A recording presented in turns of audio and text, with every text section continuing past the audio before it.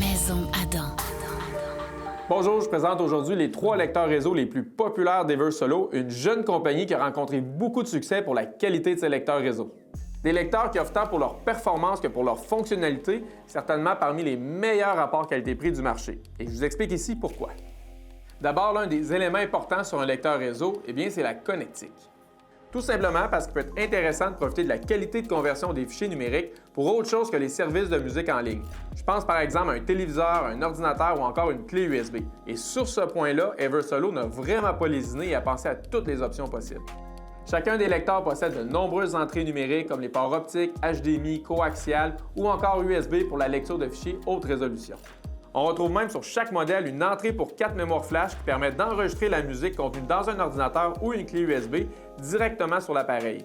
Et pour les sorties, on est aussi gâtés parce que tous les appareils, en plus des sorties traditionnelles RCA, on trouve également des sorties audio XLR balancées.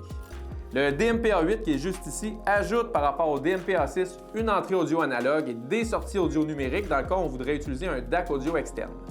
Pour ce qui est du modèle le plus performant, le DMPA10, là, Eversolo ajoute une seconde entrée analogue et 2 sorties audio pour caisson de basse. Ça, c'est des éléments qui font également de cet appareil un préamplificateur stéréo et, dans cette gamme de prix, l'un des plus avancés technologiquement que je connaisse.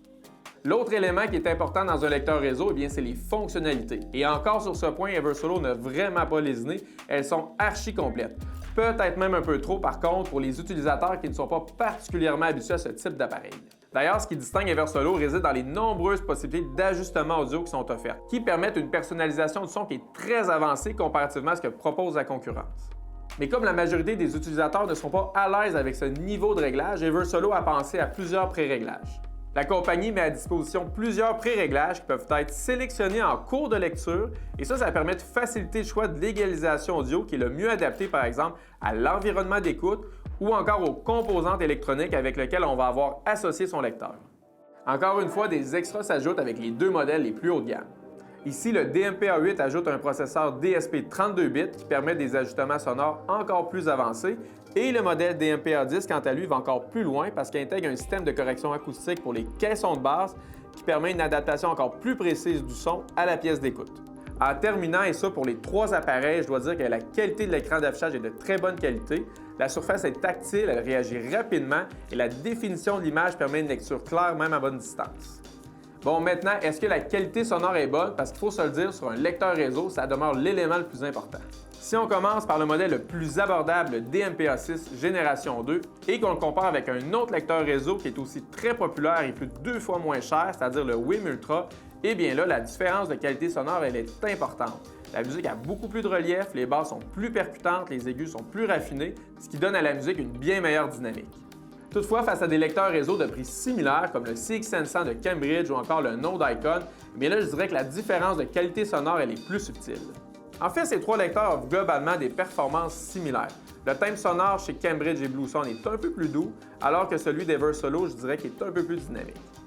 Je vous le dis d'entrée de jeu, lorsqu'on passe du DMPA6 Génération 2 au DMPA8, le gain de qualité sonore n'est pas aussi évident que lorsqu'on passe d'un lecteur réseau entrée de gamme comme le WIM Ultra à un modèle plus haut de gamme comme le DMPA6. Cependant, son électronique plus avancée permet d'atteindre un niveau de raffinement qui est supérieur. La séparation entre les basses, les médiums et les aigus paraît moins tranchée, ce qui adoucit la restitution sonore sans compromettre le niveau de détail. L'image sonore gagne également en ampleur, permettant à la musique de se détacher davantage des enceintes. Enfin, quand on passe au modèle DMPA10, là, on a l'impression d'avoir ajouté quelques watts à son amplificateur. Les basses gagnent en mordant, les aigus en attaque et le son, sans perdre en définition, progresse encore en musicalité et en nuances.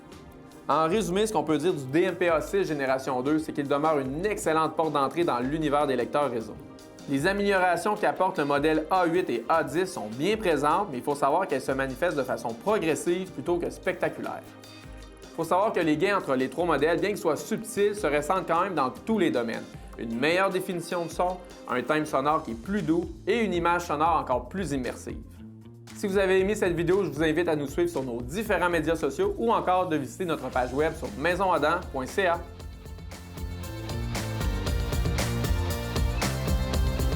Maison Adam. Bienvenue dans la technologie.